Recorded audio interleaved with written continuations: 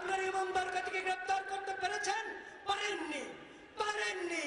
আপনারা মনমোহন সিং আর সোনিয়া গান্ধীর পায়ে ধরে বলেছেন আপনারা তসলিমাকে আশ্রয় দিন। ওই মুসলমানরা 4 দিন ধরে স্টেটসম্যান পত্রিকা অফিসে ভাঙচুর করেছিল।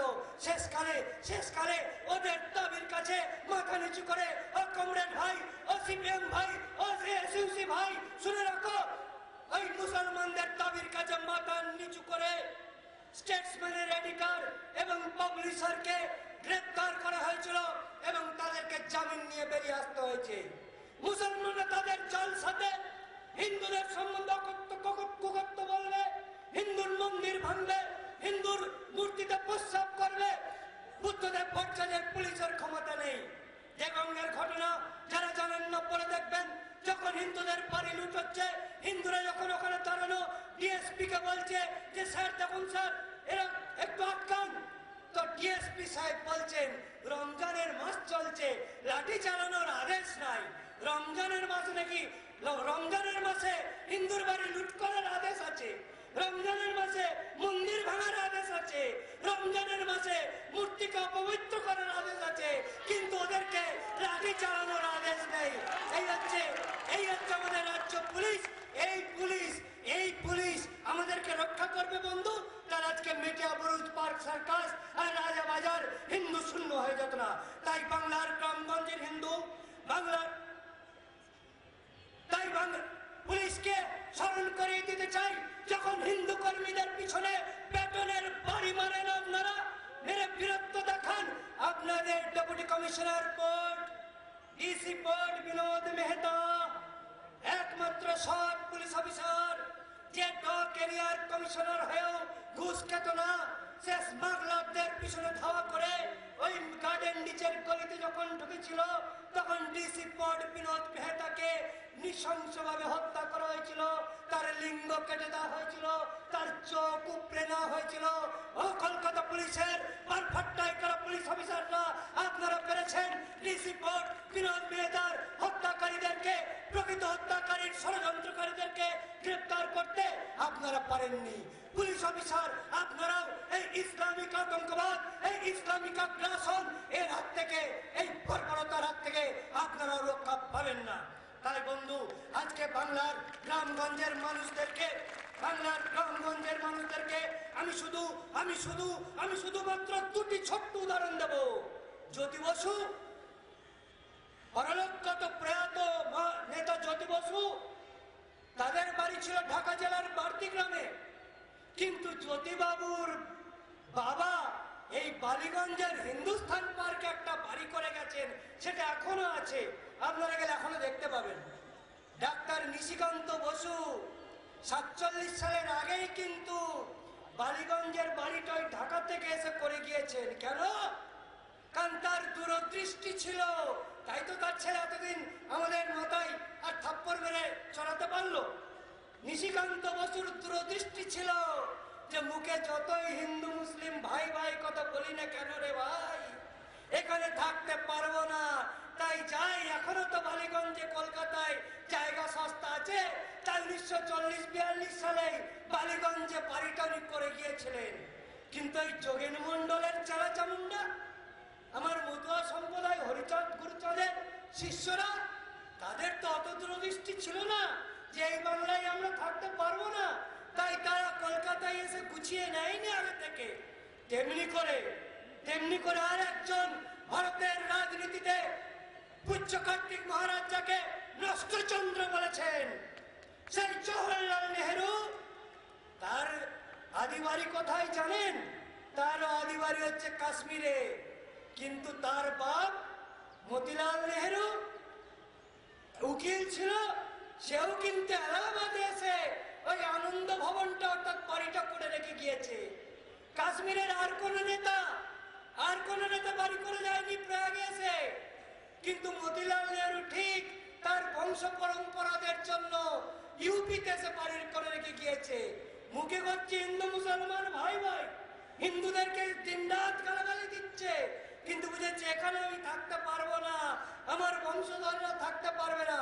তাই যত বছর বাপ যেমন সুযোগ সন্তানে ছিলেন, কলকাতায় এসে গুছিয়ে নিয়েছিলেন, জওয়াহরলাল নেহরুর বাপ মতিলাল নেহরুও কিন্তু গুছিয়ে নিয়েছিল, এলাহাবাদে প্রয়াগে এসে বাড়ি তৈরি করে রেখে গিয়েছিল।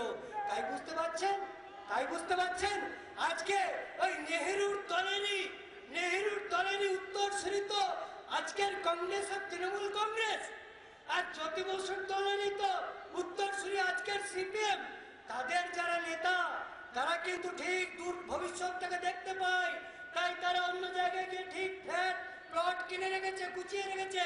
আমার গ্রাম বাংলার মানুষ যেমন করে পূর্ববঙ্গের নবসূত্রদেরকে কাতারে কাতারে মরতে হয়েছে আর তারপর পালিয়ে আসতে হয়েছে, তেমনি করে বাংলার গ্রাম বাংলার মানুষদের কপালেও সেই দুর্যোগ নেমে আসছে। তাই বাংলার যুবকদের উদ্দেশ্যে আমরা হিন্দু সংহতি আহ্বান জানাচ্ছি, ভাই আর পালিয়ে যাওয়া নয়, আর অপমান সহ্য করা নয়, আর পরাজয় মেনে নেওয়া নয়। আমরা কারোর জমি জবরদখল করে নেই, আমরা আমাদের পিতৃপিতামহ আমাদের বাপ ঠাকুরদার জমিতে আছি, কারোর জায়গা আমরা এনক্রোচ করে নেই। তাই এই জায়গা থেকে আমাদেরকে কোণঠাসা করে আর শেষকালে উৎখাত করে দেওয়ার যে ইসলামিক দারুল ইসলামের স্বপ্ন, সেই স্বপ্নকে আমরা সফল হতে দেব না। আমরা অত্যাচার অপমান সহ্য করবো না, আমরা পলায়ন করবো না। আমরা নিজের মাটিতে দাঁড়িয়ে নিজের গ্রামে দাঁড়িয়ে লড়াই করব। আর সেই লড়াই যখন করবেন, হে আমার গ্রাম বাংলার হিন্দু সংহতির কর্মী বন্ধুরা, তোমাদেরকে আমি এই বার্তা দেওয়ার জন্য এখানে ইংরেজি আর হিন্দি শোনালাম যে তোমাদের লড়াইতে তোমরা একা নও, তোমাদের লড়াইতে তোমরা একা নও। এখানে যখন দিন আমেরিকায় তখন রাত, আর এখানে যখন রাত আমেরিকায় তখন দিন।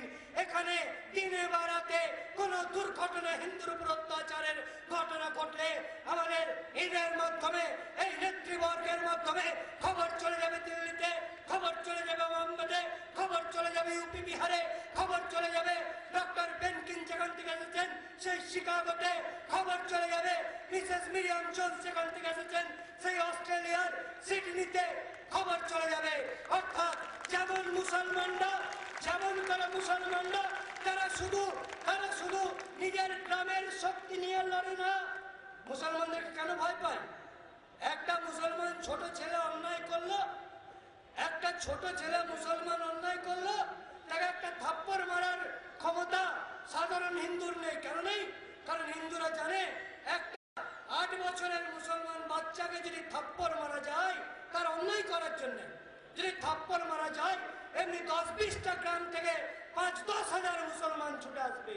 কেন ছুটে আসে? কারণ ওরা ইসলামিক উম্মাহ তৈরি করতে পেরেছে। উম্মাহ, এক জায়গার মুসলমানের গায়ে হাত পড়লে অন্য জায়গার মুসলমানের উম্মাহ তারটা টন টন করে নড়ে ওঠে। আমরা তেমনি করে প্রয়োজন হয় হিন্দু উম্মাহ তৈরি করব,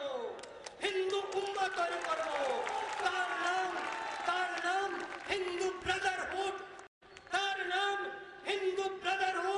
তার নাম হিন্দু সলিডারিটি, তার নাম হিন্দু কনসলিডেশন, তার নাম হিন্দু ঐক্য, তার নাম হিন্দু সংহতি।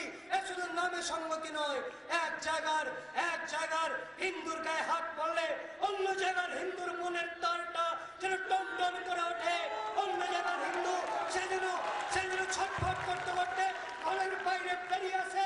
এই হিন্দু ঐক্য তৈরি করার জন্য সাহস, শক্তি, সক্রিয়তা, এই 3টি ধ্বনিকে কণ্ঠে নিয়ে, এই 3টি ধ্বনিকে বুকে নিয়ে আজকে ইসলামিক আগ্রাসন, এই দারুল ইসলামের স্বপ্ন, এই মুসলিম দোষণ, রাজনৈতিক দলগুলির নগ্ন মুসলিম দোষণ করে বাংলার সর্বনাশ করা, এর বিরুদ্ধে আমরা লড়াই করছি।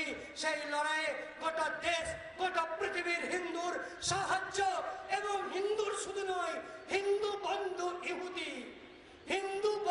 ইহুদি তাদেরও সাহায্য আপনাদের কাছে টেনে আনার জন্য আমি মঞ্চে এদেরকে হাজির করেছি। আপনাদেরকে আমি অধৈর্য করেছি, আপনারা কথা বুঝতে পারছেন না, হিন্দি ইংরেজি বুঝতে পারছেন না, কিন্তু জেনে রাখবেন মনের যখন হজ করতে যায় বন্ধু, যখন হজ করতে যায় ওখানে যে মাইকে ঘন্টার পর ঘন্টা বক্তব্য করে, আমার এই বাংলাদেশের মেয়েরা বোঝে নাকি? আমি ঢাকায় যাই, ঢাকার লোকরা একটা যোগ করে, একটা ঠাট্টা করে বলে যে হজ করে আসলাম বাবু, কিন্তু একটাও কথা বুঝি না, কেবল ওকে একটা কথা বুঝি। কি কথা? আসসালামু আলাইকুম, আর কোনো কথাই বুঝি না। আরবের তো একটা কথা বাংলাদেশের গ্রামগঞ্জের মুসলমানরা বোঝে? নিশ্চয়ই বুঝি না। তাহলে তারা কেন যায়? বিশ্ব ইসলামিক ঐক্য, বিশ্ব ইসলামিক ঐক্য তৈরি করার জন্য। আমি তাই হিন্দু, বিশ্ব হিন্দু ঐক্য, বিশ্ব হিন্দু ঐক্য, যে ঐক্য এক জায়গার আঘাত করলে অন্য জায়গার হিন্দু ছুটে রাস্তায় বেরিয়েছে তার প্রতিক্রিয়াকে ব্যক্ত করবে, সেই হিন্দু ঐক্য তৈরি করার জন্য হিন্দু সংহতির কাজ শুরু করেছি। গ্রামে গ্রামে হিন্দু যুবকরা, গ্রামে গ্রামে হিন্দু যুবকরা মাথায় কাফন বেঁধে ক্ষুদিরাম প্রফুল্ল চাকিকে স্মরণ করে, মাস্টার দা সূর্য সেন, ভগৎ সিংকে স্মরণ করে, স্বামী বিবেকানন্দ, আচার্য প্রণবানন্দের আশীর্বাদ মাথায় নিয়ে আমাদের দেশ রক্ষা, ধর্ম রক্ষা, নারী জাতির সম্মান রক্ষার লড়াই আমরা এগিয়ে নিয়ে যাব। সেই লড়াইকে আশীর্বাদ জানাতে, সমর্থন জানাতে আজকে আমার মঞ্চ ভর্তি বিশ্ব নেতৃত্ব ছুটে এসেছেন। এই বক্তব্য রেখে আমার কথা শেষ করছি।